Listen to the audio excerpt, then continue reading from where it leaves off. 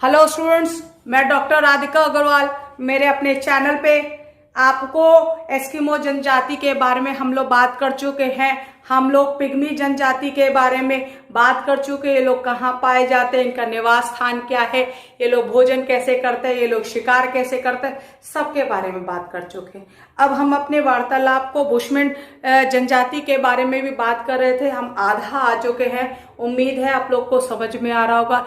इसी वार्तालाप को आगे बढ़ाते हुए, इसी लेक्चर को हम आगे बढ़ाते हुए बुशमैन जनजाति के बारे में आगे बताते हैं, उनके औजार और बर्तनों के बारे में, वो किस तरह के औजार प्रयोग करते थे। क्योंकि कालाहारी मरुस्थल में, कालाहारी मरुस्थल क्या है, वहां पे दूर दूर तक कुछ नहीं है, पानी भी नहीं है, बड़े मुश्किल, बहुत मुश्किल वाला प्रदेश में रहते हैं। इनका प्रमुख औजार क्या हो गया, लकड़ी के लोग तीर कमान, बर्छा, भाला और अग्निदंड बनाते हैं। ठीक है, लकड़ी का बहुत ज्यादा प्रयोग क्योंकि वनों में लकड़ी मिल जाती है इनको, तो ये लोग उससे तीर कमान, भाला, बर्छा और अग्निदंड बनाते हैं। ठीक है, और ये लकड़ी के आगे इन लोग शुतुरमुर्ग और जिराफ के पैरों की हड्डियां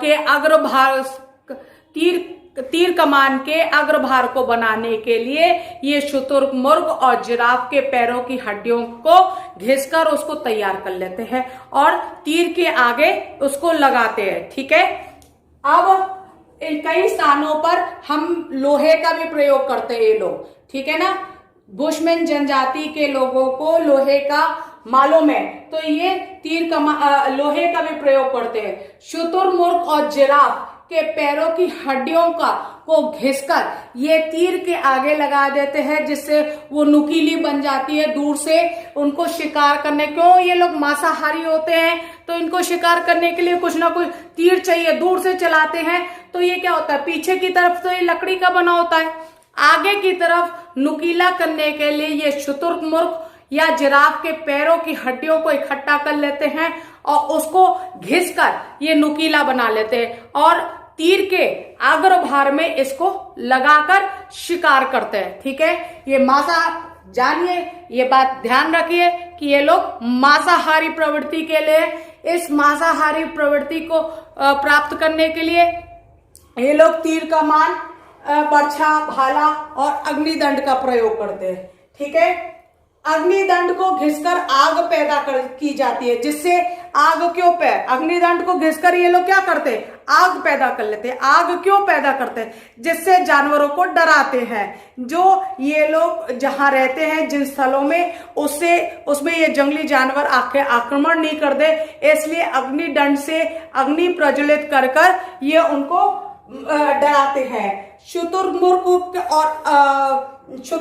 के अंडों को जल भर, शुतुरमुर्ग के अंडों को क्या करते हैं ये लोग, उसके अंडों को इकट्ठा कर लेते हैं, उसमें अपने पीने के लिए पानी भर लेते हैं। मतलब पानी का भंडार के लिए शुतुरमुर्ग के अंडे का इस्तेमाल करते हैं। ठीक है, कितना दिमाग लगाते हैं कि वो बड़े होते हैं, उसमें वो लोग पानी भर लेते हैं। और आभूषण बनाने के लिए इनको आभूषणों का बड़ा शौक है। बुशमैन जनजाति के लोगों को आभूषण पहनने का बहुत शौक होता है, इसलिए ये शुतुरमुर्ग के अंडों को पानी भरने के लिए वह आभूषण बनाने के काम में भी लेते हैं।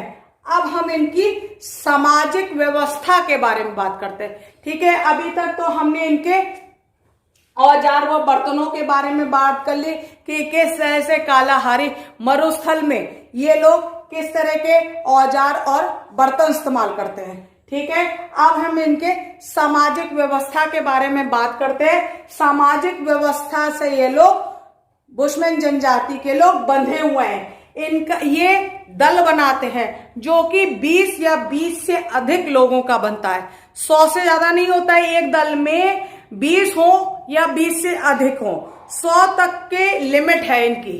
तो और इनका क्या है, एक दल से दूसरे दल में ये लोग अंदर नहीं जाते, उस दल में संबंध केवल विवाह संबंध होते हैं वो एक दल से दूसरे दल में, अपने दल में संबंध नहीं करते, विवाह संबंध ये अपने ही दल के लोगों में नहीं करते। और इनके में ये प्रथा है कि दूसरे दल से वहां पे वो दामाद कुछ दिन तक के लिए लड़की के घर में आके रह सकता है, उसकी इजाजत मिलती है उसको। भोजन और चमड़े के बदले में ये लोग शस्त्र और आभूषण का लेन देन करते हैं। मैं फिर से इस बात को समझाती हूँ। शस्त्र और आभूषण, भोजन और ये इनके चमड़े के बदले में। भोजन क्या हो गया, ये मांसाहारी लोग हैं, कंदमूल इकट्ठा कर लेते हैं। भोजन क्या हो गया, मांस शिकार करना। तो ये क्या करते हैं, भोजन व चमड़े के लिए, जानवरों के चमड़े के लिए ये लोग बदले में आभूषण और शस्त्र लेते हैं। शस्त्र किसके लिए, शिकार करने के लिए। शस्त्र जंगली जानवरों से अपने आप का बचाव करने के लिए, इसलिए शस्त्र का प्रयोग होता है। और आभूषण का मैंने आपको बता ही चुकी हूं, ये लोग बुशमैन जनजाति के लोग आभूषणों का विशेष शौकीन है। तो इसलिए यहाँ पे ये जिराफ के और शुतुरमुर्ग के पैरों की हड्डियों को भी इकट्ठा कर लेते हैं, उससे ये घिसकर आभूषण बना लेते हैं।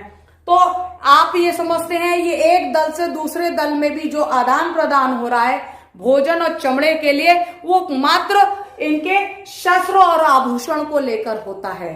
ठीक है, ये 4 प्रकार की बुशमैन जनजाति के लोग 4 प्रकार की बोली बोलते हैं, और ये 4 बोलियों के आधार पर ही इनको 4 वर्गों में बांटा जाता है। ठीक है, पहले फिर से मैं इस बात को समझा दूं। बुशमैन जनजाति के लोग 4 बोलियां बोलते हैं। ठीक है, और इन्हीं 4 बोलियों के आधार पर इनको 4 वर्गों में बांटा जाता है। ठीक है, इनकी बोलियों के आधार पर इनको 4 वर्गों में बांटा गया है। ठीक, साधनों के अभाव होने के कारण इनकी जनसंख्या कम होती जा रही है। क्यों, कालाहारी मरुस्थल में है, बहुत गर्म इलाका होता है, वहां कुछ ये लोग कंदमूल इकट्ठा करके खाते हैं, मांसाहारी होते हैं, शिकार करते हैं ये जंगली जानवरों का। और कभी कभी क्या होता है, जंगली जानवर इन पे आक्रमण कर देते हैं। तो इसलिए इनकी इतनी विपरीत परिस्थितियों में रह रहे हैं कि इनकी जनसंख्या निरंतर कम होती जा रही है, मतलब दिन पे दिन इनकी जनसंख्या कम होती जा रही है। कठिनाई का सामना करते हुए भी ये कई दिन तक भूखे रह जाते हैं। इतना आप समझिए कि कालाहारी मरुस्थल बहुत जंगली इलाका है, जहां बहुत ऊंचे ऊंचे पेड़ पौधे होते हैं, खाने के लिए कंदमूल ही है या मांसाहारी भोजन है। वहां पे जीवन कितना कठिन है, बहुत मुश्किल वाला है, और ये लोग कई दिन तक भूखे भी रह जाते हैं। एक दल से 4 वर्गों में हमने आपको बताया, ये 4 तरह की बोलियां बोलते हैं। 4 तरह की बोलियां बोलने के कारण ये 4 वर्गों में इनको बांटा गया है। ये कंदमूल खा के और मांसाहारी जीवन बिता के ये कभी कभी भूखे भी रह जाते हैं, कई कई दिनों तक ये भूखे रहते हैं। विवाह संबंध एक दल से दूसरे दल में होता है, और वहां पे दामाद कई दिन तक अपने ससुराल रह भी सकता है, लड़की के यहाँ रह भी सकता है। तो इस तरह की प्रथा बुशमैन जनजाति के में है। उम्मीद है मुझे आपको ये औजार और बर्तन और सामाजिक व्यवस्था जो बुशमैन जनजाति के लोगों की है वो आपको समझ आ गई हो। फिर भी अगर कोई आपको दिक्कत होती है, समझने में कहीं कुछ बात नहीं समझ में आई हो इस विषय में, तो आप मुझे कमेंट बॉक्स में लिख सकते हैं, मुझसे पूछ सकते हैं, मैं आपके प्रश्नों का जवाब दूंगी। ठीक है, और कहीं और कोई समस्या हो तो वो भी बताइएगा। ठीक है, मैं साइड हो जाती हूं, आप स्क्रीनशॉट ले लीजिए।